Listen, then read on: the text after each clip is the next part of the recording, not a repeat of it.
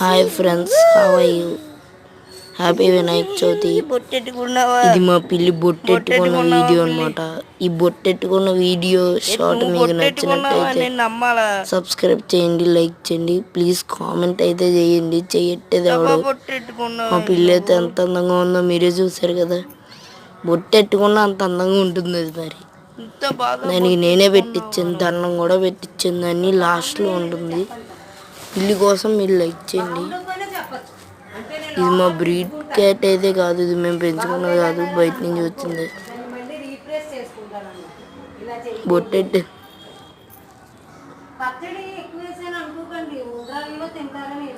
Subscribe done.